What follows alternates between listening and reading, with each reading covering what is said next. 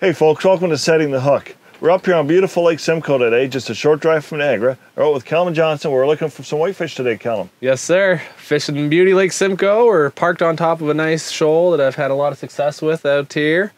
I'm looking forward to what the day brings us. Yeah. Well, I hate to say this, but we already got one fish. Well, you went back in to get Dan on your snow machine. Yeah, we just marked one right now too. On the left side, there's a fish swimming through the screen.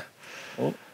He took off though. He didn't come into the screen. That was rude. Rude of the fish. Yeah, interrupted us like that. He should have came in and had a party. But yeah, you ran back in to get Dan there, and I couldn't help but drop a bait down. Yeah. We got our sonar going there, and one came in and ate. That's a good sign. So, good sign for the day, I think. It's nice and warm in here inside your hut.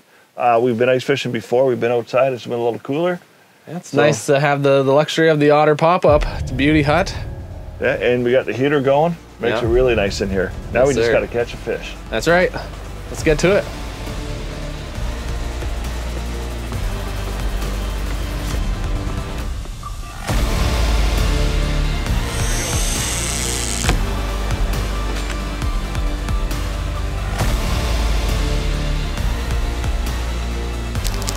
Oh, it's a big fish. There he is. Yeah. Got him. Just when you think he's ready for the net, he turns around. That was just a greedy fish. That wasn't angler skill. That's probably my favorite part, when you feel that tap and you set the hook and you feel that solidness. But he's heavy. Kelly's been eating pretty good out there. And we got ourselves a good salmon.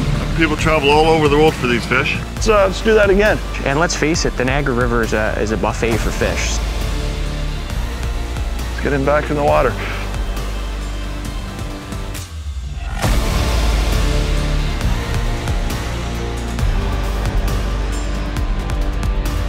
Setting the Hook with Brent Bochek is brought to you by Fish Envy and Live to Fish.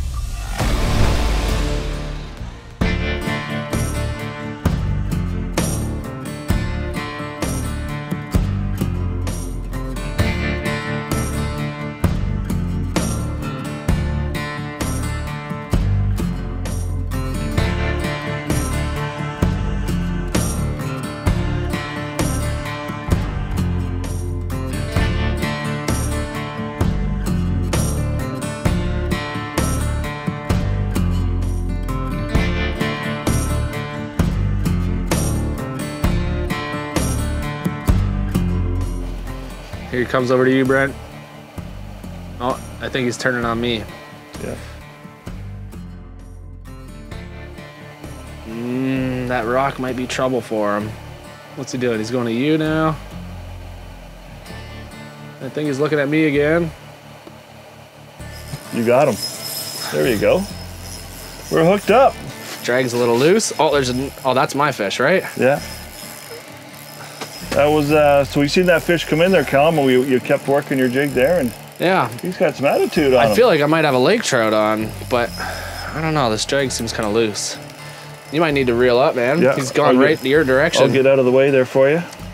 I don't know what's going on. What have we got? I want to get a look. I am on you there, so I'm just Are gonna let my drag off. I think it's a white. He's just I'm on free spool there. rod's a little softer than I was used to. Look at that mess. Oh yeah. Need a hand towel there, or? I don't think so. Your tube has just caught me though, so that's screwed it up. There we go. Bit of a yard sail. It's a big whitefish. Maybe take that tube, hold on to it. Yeah, you got it. I'll bite it right off, actually. That's probably the move. I might have not got him in the mouth or something. I don't know what's going on here. They're not usually this, they don't usually fight like this.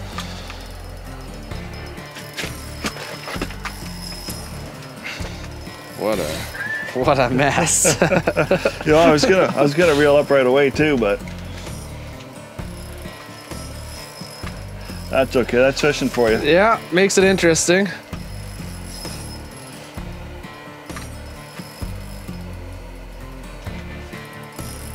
Where is he hooked?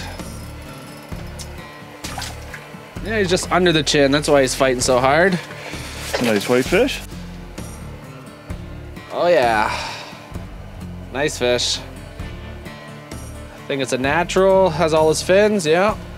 So natural, Cool. so you have a stocking program out here as well? Yeah, they put out over 100,000 whitefish to the lake a year, in the lake each year. And this is a natural one, so Nice. typically if you want to keep some, I think the stockers are better because it's up for debate if they reproduce or not. You know, we're gonna keep that one. He did get it under the chin a little bit, so he is bleeding. There's a chance he might not make it if we were to release her, so we're just gonna play it safe and you know, thank one for the fish gods and take this one home. Yeah, sounds good. All right. All right, now we got a bit of a mess to untangle here. Yep.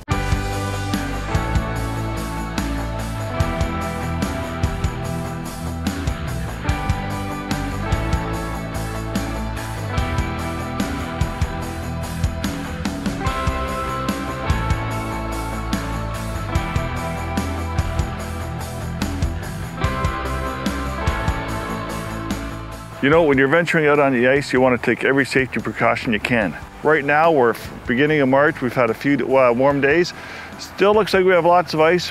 As we're walking out here, we got our big spud bar. We're spudding our way out, making sure the ice is safe. We have our picks on here. If anything ever happened, we did go through the ice. We want to have these accessible. They're no good in the bottom of your bag. Also, we have our floater suit on. Yes, it's a little bit warmer right now. No ice is safe ice, but early and late in the year, conditions can change a lot quicker. So you notice, Callum, I here we're nice and warm in the hut. And the rods we're using while we're ice fishing today are a lot shorter than what we'd be using if we're out in the boat or fishing from shore. You don't need a really long rod when you're ice fishing because you're only a couple feet from your hole that you're fishing is.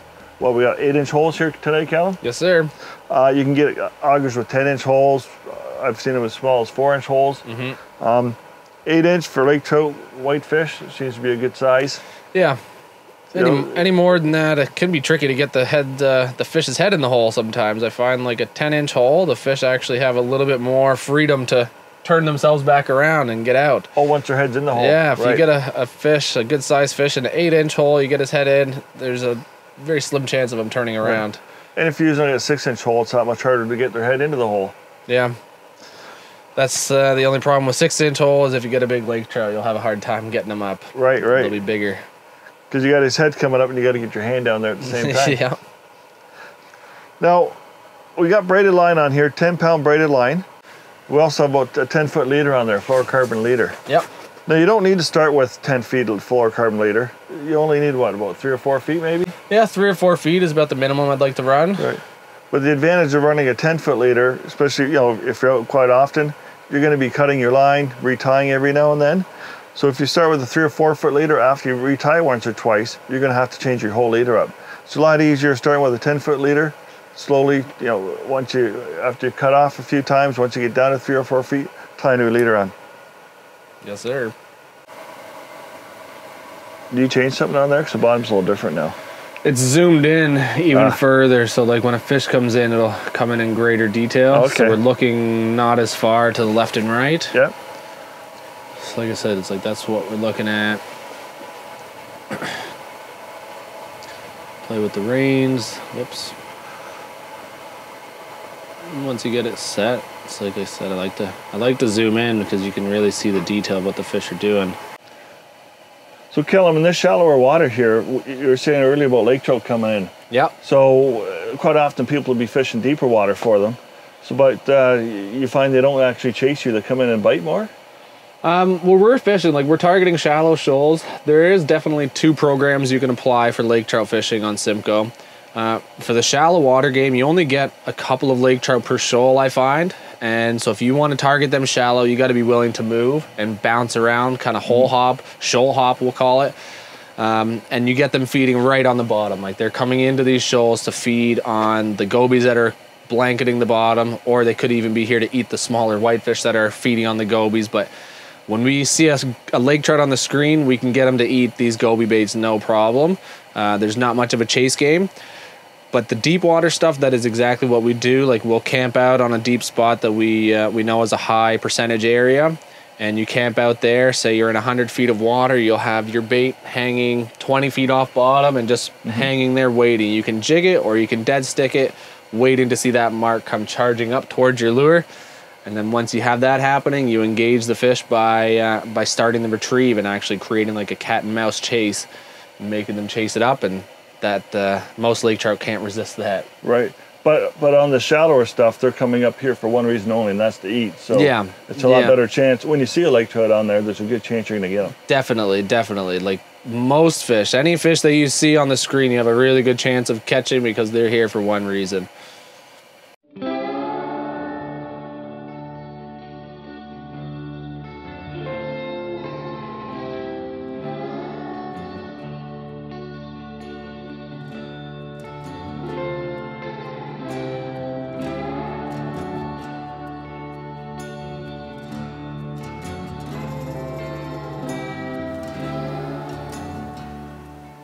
Just so when they're in, just doing this on bottom is good, or she'll be a little slower? So like I said, watch the rhythm I do. It's like I'll be waving up high, and then I'll find the bottom, and then I kind of lift it just slightly off the bottom and kind of am doing this, but I'll tip the bottom every like third or fourth jig just to make sure. I've been pounding the bottom every time. It's like sometimes that works too, but generally I don't touch the bottom. A lot of people do tick the bottom every jig. Okay. But it's like I'm just slightly off the bottom. Maybe that was the problem there. It could be, yeah. I'm just slightly off bottom. It gives the bait more action, like freedom to like lob around and stuff. If it's hitting the bottom every time, it just kind of bounces up and down, straight up and down. And like I said, sometimes that works. They'll eat it through like the silt cloud that it's creating.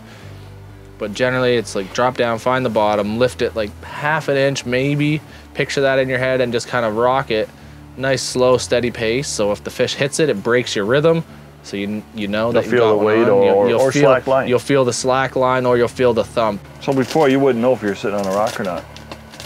Yeah, before it's like what happens is with the 2D sonar, like the bottom will mark really flat, and then you'll watch your jig going down, and where you suspect like you should be hitting the bottom, your jig will still fall like an extra foot sometimes or even more.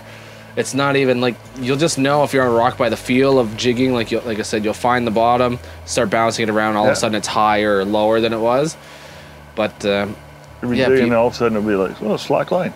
Yeah, exactly. Callum, I think you got these fish trained. They're all coming in from the left side. They just know. Even that one I got this morning before when you went back to pick Dan up, they came in from the left side as well. Why do you think I'm fishing on the left side of the hut, man? Then again, I was facing the other way.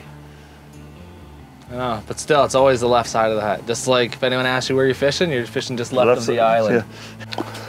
Yeah. Here, fishy, fishy, fishy. We might have to move, boys. Whatever you would figure, well, you're in charge, man. It's like they should start rolling through again now. 1 o'clock. I just don't know if it's gonna. We're gonna get the rush that we need. You know? How far do you want to go? Not very far. Even this little small guy. There's one coming in fast. Coming in right to you.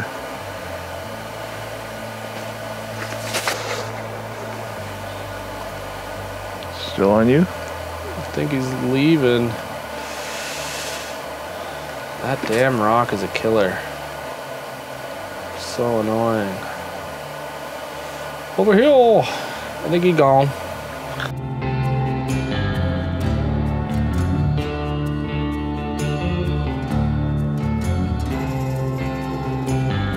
Well, we're gonna make a little bit of a move here.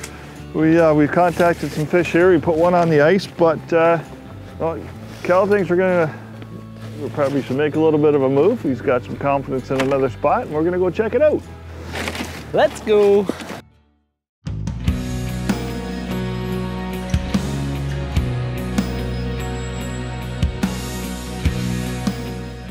Here in Ontario, we are blessed with so many fishing opportunities. Summer, winter, fall, spring.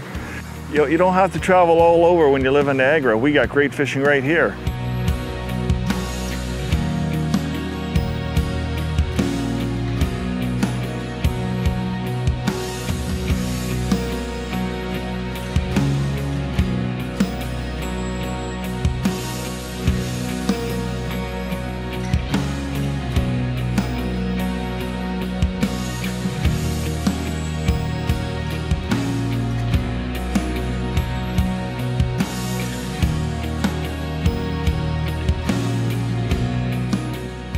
Right here in Niagara, we're ice fishing today.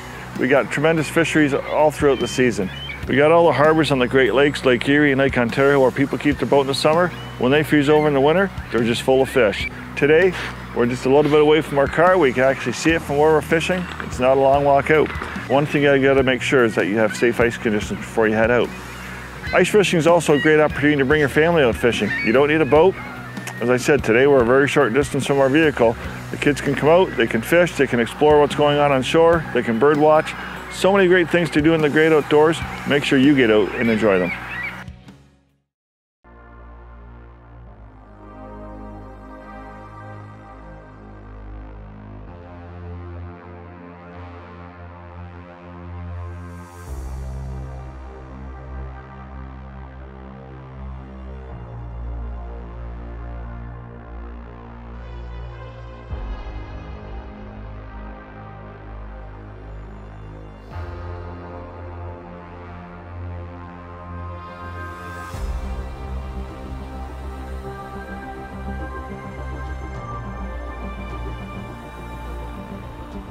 He's coming. Oh, there he is. Here he comes. Here he comes. He's going nose down.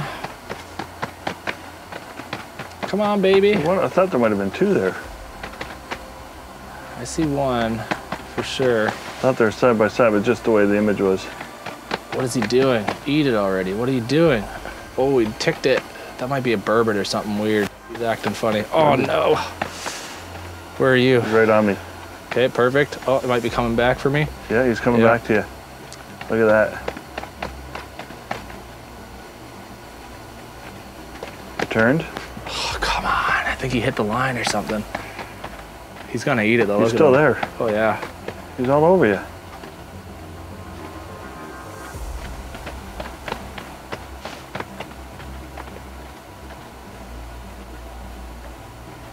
Eat it. No. Oh my God, he hit the line again. He wants it to eat it though, eh? He's all over it like He hit it again. He goes past you and he turns and comes back on you. Oh, I thought he was just... There we go, you're hooked up? We're hooked up. Let me get out of the way here. Wow, that fish just kept going back and forth on you, eh? Yeah. It kind of feels funny too. Is it a ling? No, it's a whitefish. Nice, nice. Get his head in the hole. There we go. Just grab him by the jig. They're pre-gapped with these Meigs jigs, basically. There Grab we go. the jig, pull her out. Oh yeah. Another beautiful Lake Simcoe whitefish. They always do this tuna slam when they get landed. They go crazy. So what happened there? We just made a move. Callum said we're not. The fish just aren't committing where we are. So we made what? You're looking at your charts there, and you said it was 800 yards. Yeah. 800 yards away, just went to a neighboring shoal and we noticed there wasn't any holes around here, so these fish seemed to be a little more inclined to bite. Yeah. That was our first mark, first fish. Yeah, we've been set up here for maybe 5 minutes. Yeah. Good. Perfect. Good so stuff. that's a good sign. We'll send her back. Sure. All right. So it's nothing wrong with keeping a few fish to eat, but definitely want to, you don't want to keep everything you catch, that's for sure. See ya. That was cool how you'd see that fish turn around and come back on you. Mm-hmm. Like in that video, that it came in so good. It was kind of on the outskirts coming in, but then when it was really on the bait, you see it like do that 180 on it and eat. It's like, that was so cool to me. I watched that over and over again, like just seeing that fish slurp around. You really don't need to do much until you see a fish on the screen, other than sometimes you are going to pull one into the area. Yeah, like there's not much to it. Like I said, it's a bit of a free-for-all. When there's no fish around, you can try anything. Like some guys like to put on big rattling crankbaits or big spoons, flashy stuff, to try to bring the fish in. I like just to call them in with what I'm trying to feed them because, the fish can see from pretty far away. By the time you mark a fish, you have to assume he's like honed in on your bait.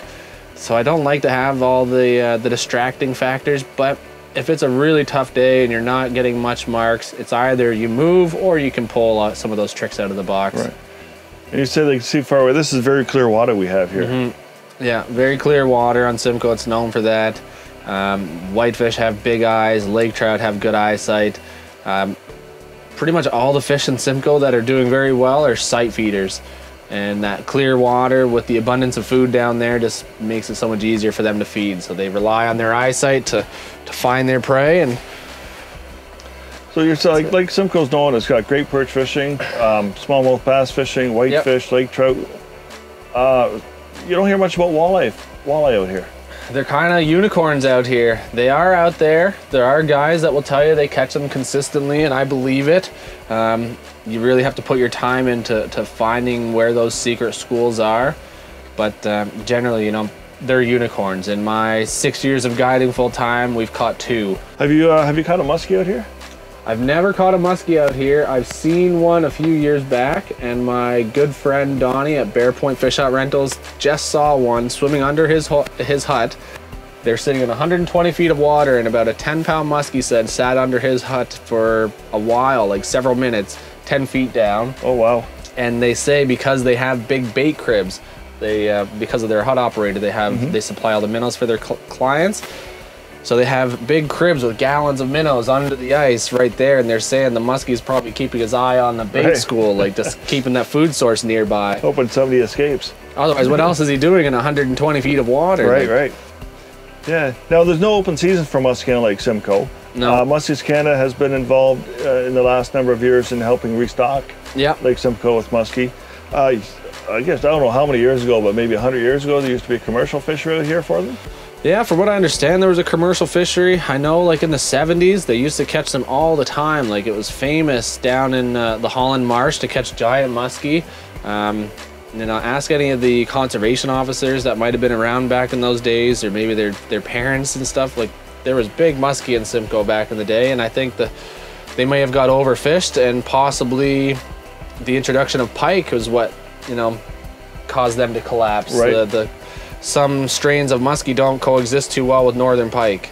Well, they use a lot of the same spawning areas too. Yeah, exactly. The pike spawn just before the muskie, and the muskie are just after, so I think the juvenile pike are eating the juvenile muskie, right? Absolutely. And I think the pike are more successful with their spawn as well. Yeah, it seems like it. So, Callum, when you're out here fishing for these whitefish and lake trout, do you pay attention to the moon phase at all? I pay attention to it, yes, but I don't let it rely on my day or too much of my decision making.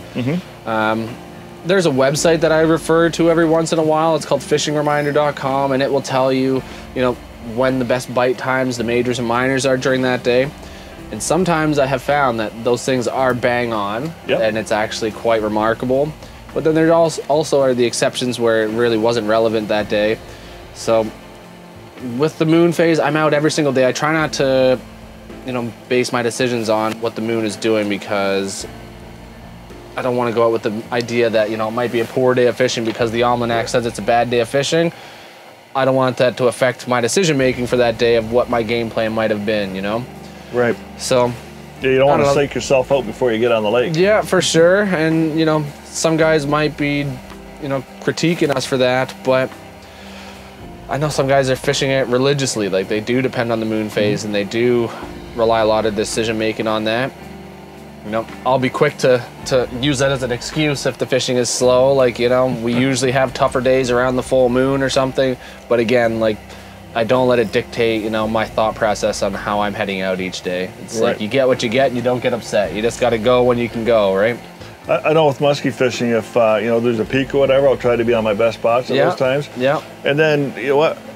I say that, but when you start to think about it a little bit, well, maybe they're your best spots during that moon peak because that's when you're fishing them. Yeah. You go, well, I always get a fish during a moon peak on this spot, so, you know, it's my best spot. Well, have you tried any other spots during that moon peak, right? Exactly. Yeah. That's a good point. Yeah. I have noticed with muskie fishing, though, they have a full moon day after and that. It's, if I can be on the water, I definitely will be. Yeah. But, you know, your family, whatever, going away on vacation, you're going fishing for the week, you don't always have those opportunities to fish around the moon phases you want. Yeah. So, that being said, any day on the water on the ice is a good day. Of course, of course. I know, like I said, a lot of people do. They do base their days around the moon phase, and they fish by it religiously, and it works for them. I think each fish is also different. Like fish species are different.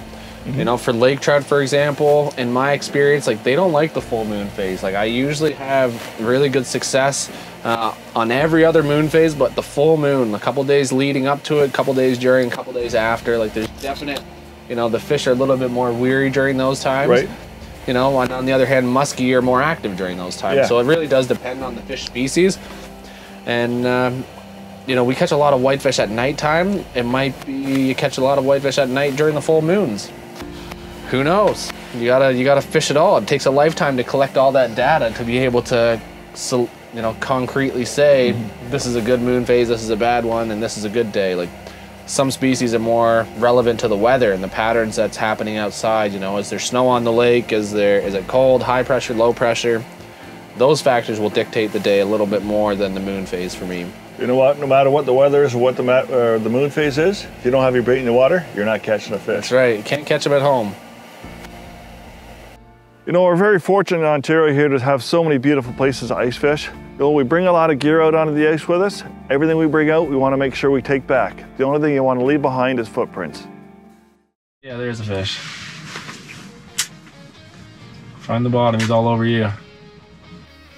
Fish. Fish. Got him. We got him. All We're right. hooked up. I'll get out of your way. Looks like a good fish. He's fighting you. There we go. He's got some weight to him, some nice head shakes. Yeah. Looks real cool on the live scope. Yeah, oh, wow. I don't want to look away from my hole there, but You got eyes on him yet? not yet. You need a hand to land him or you got her? We'll see what we get up here. Play it by ear. Oh, there's my leader. There we go, we're getting close. Less than 10 feet. Yeah, if you want to grab him when he gets up here, that'd be cool. Sure. Oh, Nice whitey. Yeah, this is the tricky part every time. gotta wait till we can get his head coming this way, eh? Yeah.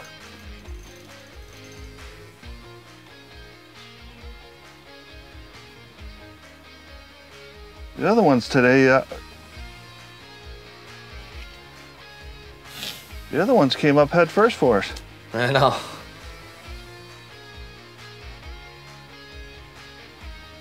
Oh. Yeah, a bit more pressure. We're almost there. There you go. There we go. I'll just grab the jig, pull her on up. There Oh, we that's go. a big one. That's a nice Nice fish. fish, man. Look at that. That is a big chunky. Get the hooks out. There we go. Get Take the the rod rod. there. Yep. Good job, There man. we go. Look That's at a nice that. whitey. What do you think? Thanks, Callum. You seen him Pounder easily. You seen him come in on the screen there and Yep. get in here. Good job, man. You seen him come in on the screen and he said make sure you hit bottom. I dropped it right on the bottom. Yeah, Lifted up about an inch, jiggle, and we're on. Didn't take long, eh? All right. Awesome. Excellent. Good job, man. Well, Cal, it's a beautiful day out here on Lake Simcoe. It was a little windy earlier today. It's calmed down real nice now. It's going to be a beautiful evening. Very fortunate to be in the hut earlier. Nice and warm in there. We got some nice whitefish today. Yeah, it wasn't the day I like to have out here. You know, we like to put up a lot of numbers when we're targeting whitefish. We still managed to get the job done. I was impressed with how fast you picked it up. I was really good, and you know, with that combination of the electronics and that proper presentation, it's really a good technique to get these fish out here, as you learned today. Yeah, that's my first time really targeting whitefish, especially through the ice. So it was a lot of fun, and you know, a little bit of coaching really paid off. Appreciate it. Yeah, no worries. Thanks for coming out, guys. I had so much fun. Yeah. Can't wait to do it again. We'll hold you to that. All right. We'll see you next time on Setting the Hook.